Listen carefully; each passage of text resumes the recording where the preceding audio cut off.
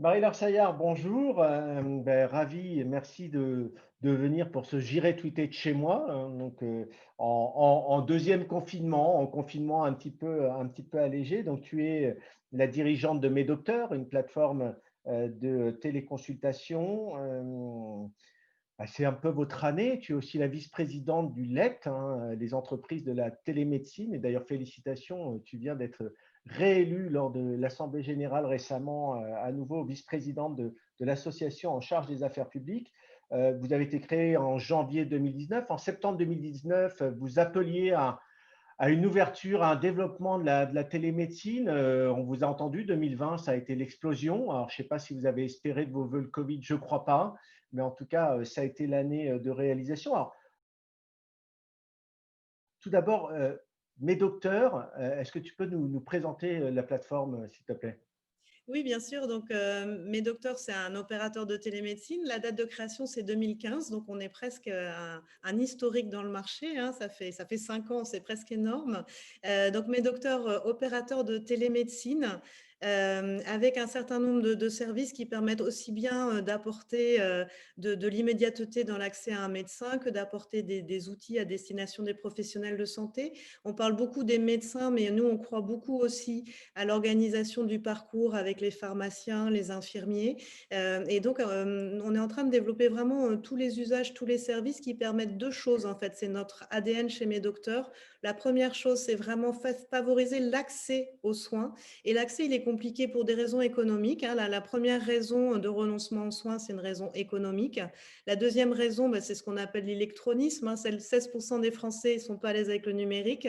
Donc, on développe aussi des solutions, notamment avec de la téléconsultation assistée par un infirmier ou par un pharmacien, qui permettent, au-delà d'apporter Internet et la fibre ou la 4G parfois, aussi d'accompagner les patients. Et puis, bien sûr, l'accès, c'est aussi la problématique de la démographie médicale. Et donc, nous, on organise la possibilité de renforcer les équipes médicales sur les territoires avec des médecins avec lesquels on est en partenariat, donc pour renforcer évidemment le temps médical disponible, pas du tout pour le remplacer. On est absolument convaincu que la médecine à distance vient en complément d'une offre de soins en présentiel, aussi bien en termes de répartition sur le territoire qu'en termes d'usage.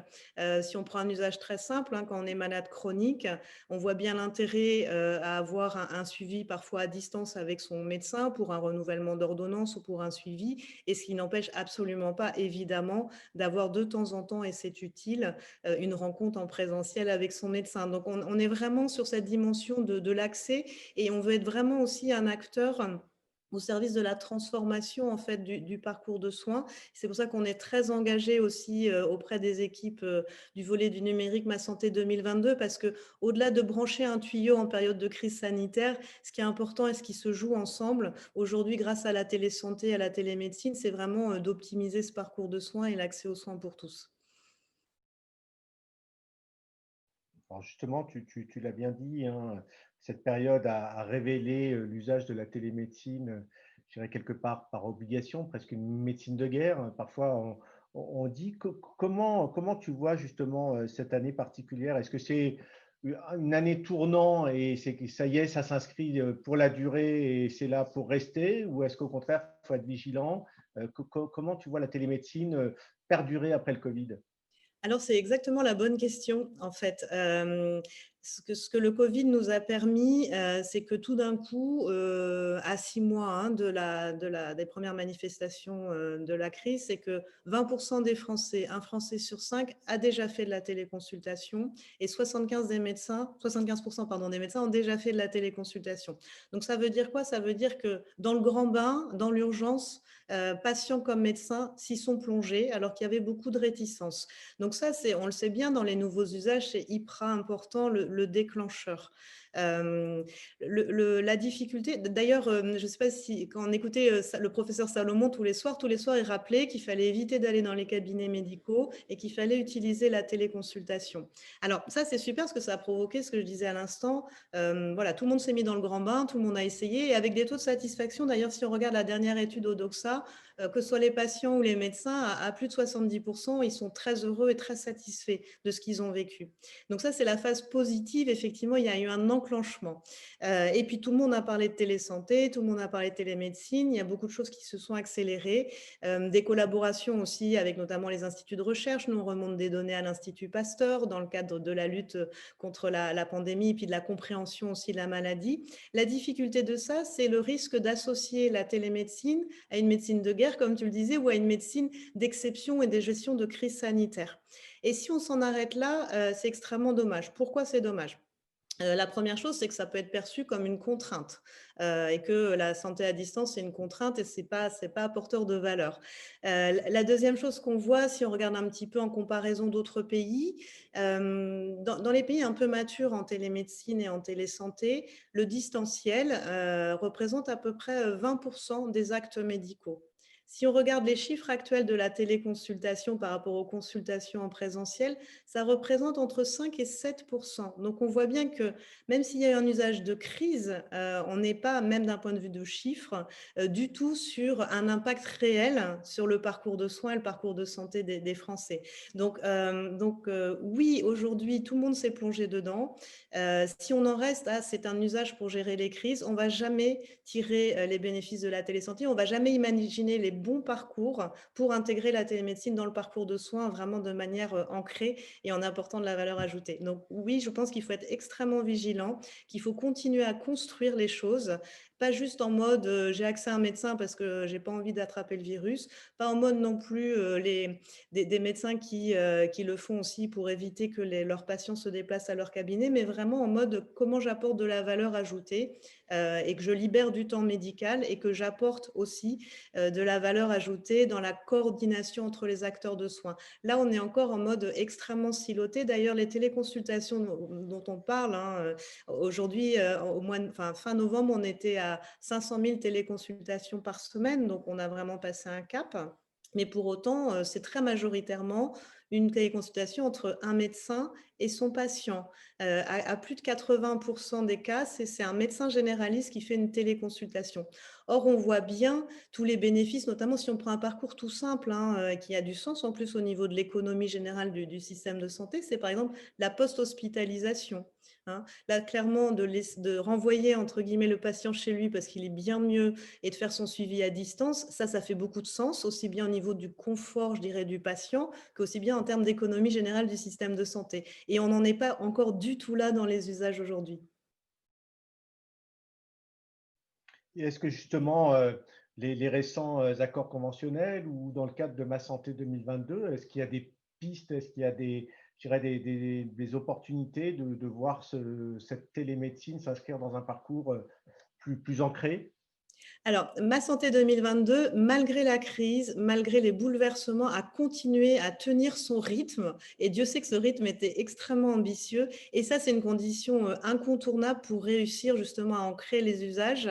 Parce que c'est quoi le volet numérique de Ma Santé 22? Ça repose essentiellement sur l'interopérabilité. Alors, c'est un gros mot peut-être, mais c'est assez simple à comprendre. C'est que on était en train de reproduire une forme de silotage du numérique comme on a un silotage de l'offre de soins. C'est-à-dire que les systèmes d'information ne se parlaient pas entre eux et que du coup, à chaque fois qu'on avait affaire à un opérateur différent, eh ben, on n'arrivait pas à consolider les données ou à transmettre des données. Donc là, très clairement, le volet numérique Ma Santé 2022 qui va avoir des réalisations très concrètes en 2021 et dès 2022, hein, comme son nom l'indique, ça va permettre justement de favoriser tous ces usages-là, toute cette interconnexion entre les systèmes d'information au plus grand bénéfice aussi bien des médecins que des patients. Donc ça, sur la dimension technologique, on avance à grands pas. C'est vraiment piloté de main de maître par l'équipe de Dominique Pont et Laura Letourneau. Il y a des gens vraiment extraordinaires qui pilotent Convergence et vraiment en associant les industriels. Et donc, ça fait vraiment l'objet de consensus. Et donc, d'ici un an et demi, on n'aura plus toutes ces difficultés liées au silotage des systèmes d'information. Il y aura un identifiant national de santé unique et donc on pourra identifier le patient. Bien sûr, tout ça en respectant toutes les normes du RGPD. Donc, vraiment sur la la dimension sécuritaire, sur la dimension technologique, on est en train d'accélérer et on a vraiment de très bonnes bases pour bien travailler. Après, sur la dimension conventionnelle et sur la dimension plus métier, je dirais, de la télésanté et de la télémédecine, là, on sait bien que déjà le processus qui est celui des négociations conventionnelles est forcément un peu plus lent. Enfin, je veux dire, c'est pas un jugement, c'est pas faire offense aux partenaires que de dire que forcément, puisqu'on doit sur chaque cas aller échanger avec les médecins généralistes, les médecins spécialistes, les sages-femmes et autres. Donc, le temps est forcément un peu plus long. Et on sait qu'il y a encore un certain nombre de freins au déploiement d'un cadre qui serait à la fois beaucoup plus stabilisé, parce qu'aujourd'hui, on souffre énormément en télémédecine d'avoir un cadre qui n'est pas du tout stabilisé. Et ça, c'est donc le premier frein. Et le deuxième frein, il est pallié tant à la télémédecine que aussi aux sous-jacents qui sont la coordination. Aujourd'hui, il y a des projets de services d'accès aux soins pour le premier recours sur les territoires qui nécessitent, on le sait bien, une organisation concertée entre la médecine de ville et les hôpitaux. La télémédecine va être en support de tout ça. Mais encore faut-il que ces organisations-là se fassent. Et donc, c'est un temps qui est beaucoup plus long. Et tant on laissera la télémédecine un peu dans un no man's land réglementaire, puisqu'elle ne fait pas partie aujourd'hui du paysage. Quand je dis elle ne fait pas partie du paysage, c'est que dans le parcours physique entre un patient et un médecin, il y a le parcours et le hors parcours, avec des financements qui sont très clairs. Quand on est dans le parcours de soins, c'est pris en charge à 70% par la Sécu et ensuite à 30% par les complémentaires santé. La télémédecine, quand elle est dans le parcours de soins, en ce moment, elle est prise en charge à 100% par la sécurité sociale. Et quand elle n'est pas dans le parcours de soins, la sécurité sociale n'intervient pas du tout. Donc, nous, ça fait partie des choses sur lesquelles on a milité avec le LET, notamment pendant toute la période du PLFSS pour l'année à venir, c'est de dire, mais en fait, on ne cherche pas un statut particulier, on cherche juste à s'inscrire dans les pratiques. Et donc, de la même manière, sur les négociations conventionnelles et autres, je pense qu'il faut vraiment arriver à sortir des postures un petit peu de méfiance et arriver à identifier les parcours sur lesquels ça fait du sens. Il faut qu'on rassure les professionnels de santé sur le fait qu'on n'est pas là pour les ubériser. On a encore eu ce genre de débat pendant les échanges sur le PLFSS, ce qui est complètement aberrant. Et donc, on a encore un effort, nous, entreprises de télémédecine, d'expliquer qu'on n'est pas là du tout pour ubériser. Les médecins qui font de la téléconsultation sont des médecins qui ont des cabinets libéraux. Par ailleurs, c'est les mêmes. Nous, on est juste là pour faciliter la mise en relation, faciliter la circulation des données au plus grand bénéfice du temps médical disponible et de l'accès aux soins.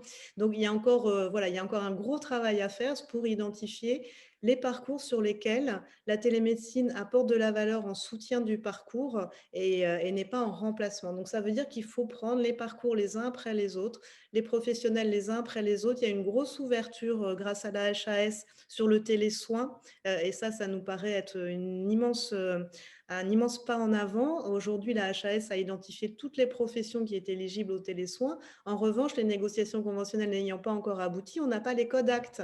C'est un exemple très concret de ce à quoi on est confronté au quotidien. C'est que pendant le Covid, les infirmières et les infirmiers ont eu la possibilité de se mettre au télésuivi infirmier pour les patients Covid. D'ailleurs, chez mes docteurs, on l'a mis en place tout de suite dès que ça a été possible. On a eu un code acte provisoire. Les kinés, les sages-femmes ont aussi envie de bénéficier de ces services-là. Et il n'y a pas encore de code acte, donc ils ne peuvent pas facturer leur acte. Donc, on est dans l'attente. Voilà, pour parler des méthodes et des négociations en cours. Donc, ça avance, mais ça prend toujours beaucoup plus de temps. Donc, les technologies vont être matures et prêtes. En revanche, c'est quelque chose dont on peut se féliciter. Voilà, mais il y a tous les parcours à identifier maintenant. Ça laisse encore pas mal de travail. Justement, à propos de travail, chez mes docteurs, vous vous ennuyez puisque vous avez tellement bossé en 2020 que vous avez lancé en plus pas mal de choses. D'abord, il y a la grande campagne média qu'on voit aujourd'hui sur le web, notamment et dans la PQR avec Mes docteurs sont là. Et puis, il y a Avec mon doc. Est-ce que tu peux nous parler de ces deux initiatives-là que vous avez lancées? Alors, sur, la grande campagne, sur l'accès à la téléconsultation en 24/7, en fait, on s'est dit que c'était vraiment le moment, d'expliquer aux Français qu'ils ont accès, sans reste à charge et même sans rien à verser puisque c'est pris en charge par leur complémentaire santé. Et donc un Français sur 3 aujourd'hui a accès à de la téléconsultation, chez nous, et il ne le sait pas toujours. Et donc ça nous a paru, important en sortie, alors on n'est pas complètement sorti, on est encore un petit peu perturbé vers sa deuxième vague, mais justement pour, donner le réflexe de la téléconsultation, de promouvoir certains cas d'usage qui ne soient pas liés exclusivement au covid. Donc, typiquement, le cas d'usage, c'est que je suis en mobilité professionnelle ou vacances ou week-end. J'ai besoin d'un renouvellement d'ordonnance et mon médecin est bien sûr pas à côté de moi puisque je suis en déplacement, donc je peux avoir un renouvellement. J'ai mon bébé qui présente de la fièvre, on est dimanche, il est 22 heures, je peux avoir accès. Donc, l'idée de cette campagne, c'était vraiment d'ancrer le réflexe téléconsultation auprès du grand public qui ignore plein de choses, qui ignore souvent qu'il a accès à la téléconsultation sans débourser le moindre centime, et aussi de commencer à comprendre un peu les usages dans lesquels ça faisait du sens. Parce que très clairement, la téléconsultation à distance ne fait pas du sens pour tout et tout le temps, hein, évidemment. Donc, c'est pour ça qu'on a fait cette grande campagne. C'est vraiment pour poser ces usages auprès du grand public et rappeler encore une fois, on a 25 millions de bénéficiaires de nos services, hein. Sur Avec mon doc, alors là, clairement, c'est une autre manière de faire de la téléconsultation. Là, Avec mon doc, c'est un outil qui permet aux professionnels de santé qui sont en exercice libéral ou exercice coordonné ou dans un centre de santé d'utiliser les usages de la télémédecine voilà, pour leur propre bénéfice, pour leur propre patientèle.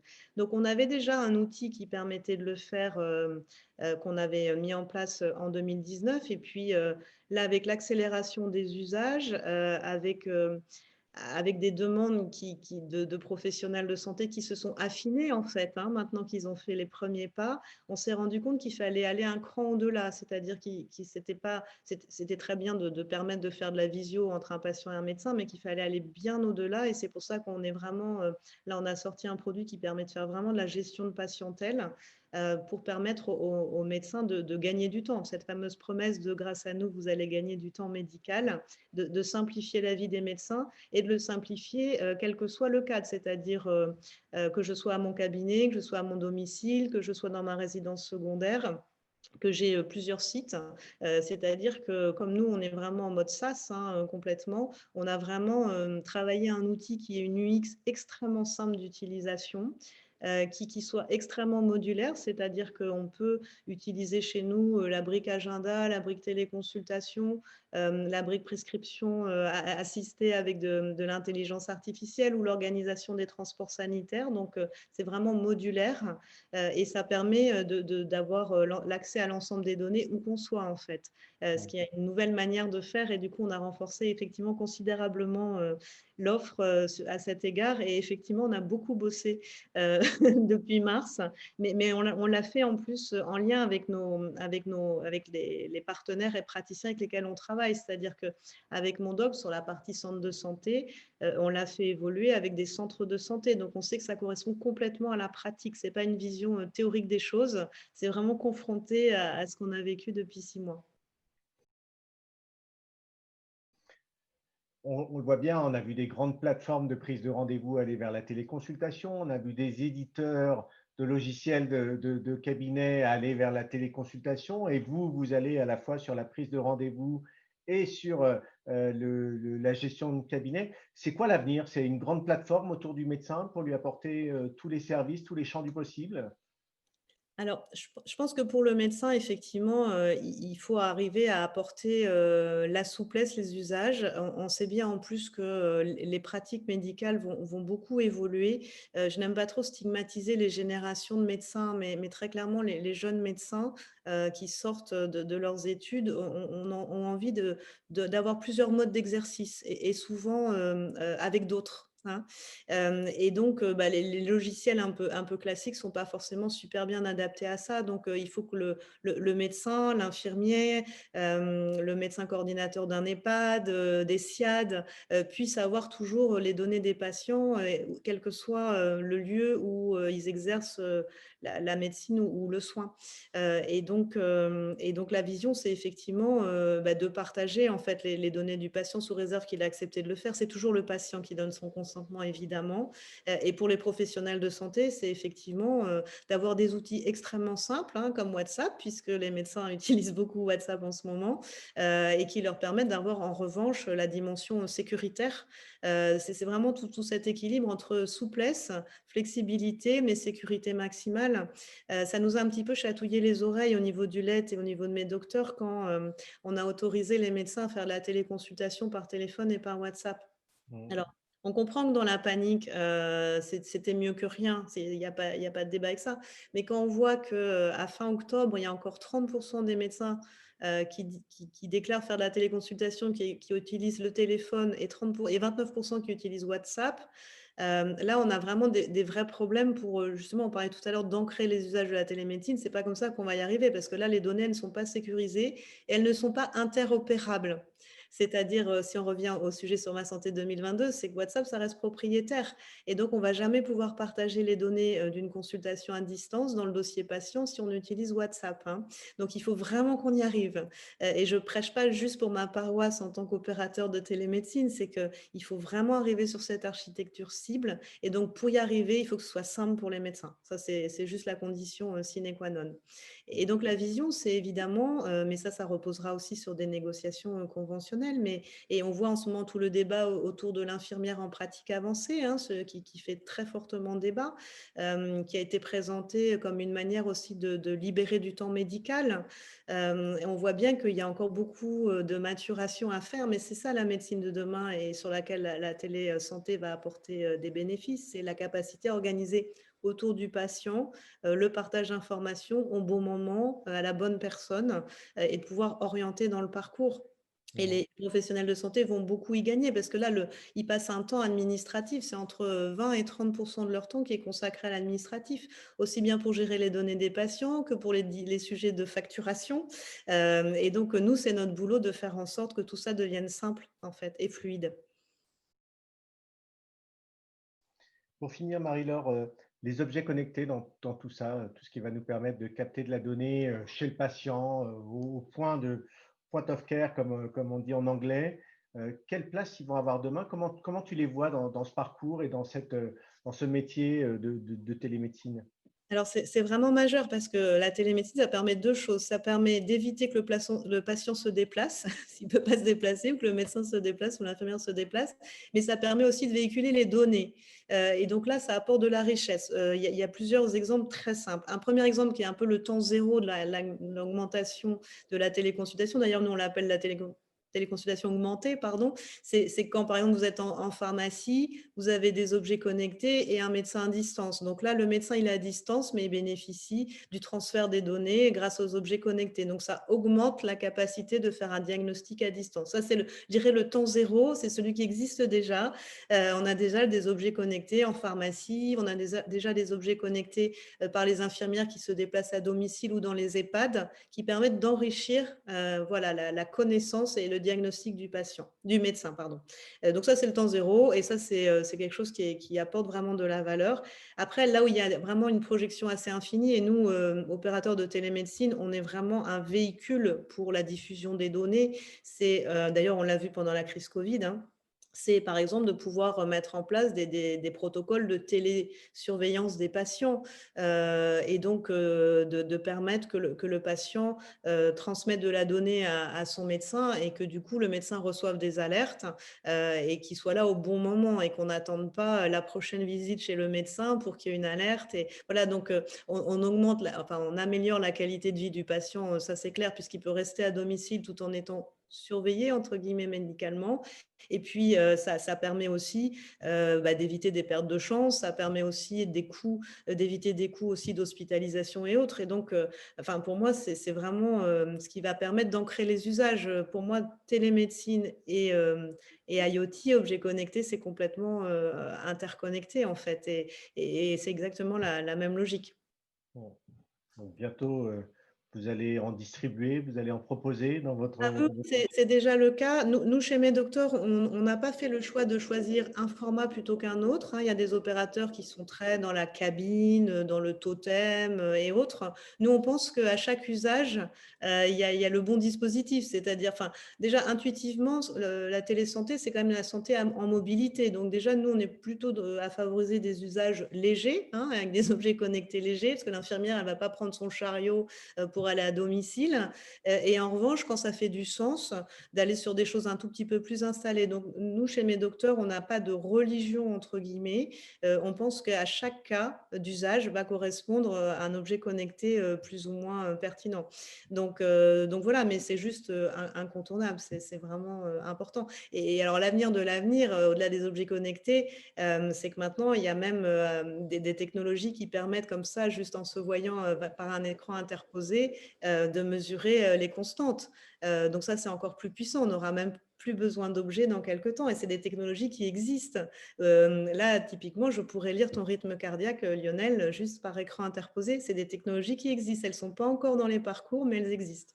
Bon, je le fais régulièrement avec Anoura, il y a Bina aussi, la Voilà. startup israélienne. Donc, effectivement, c'est probablement l'avenir de tout ça. Marie-Laure Saillard, merci beaucoup.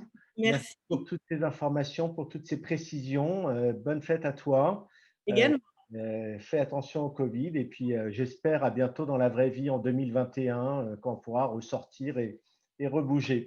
Avec grand plaisir, Lionel. Merci pour ton invitation.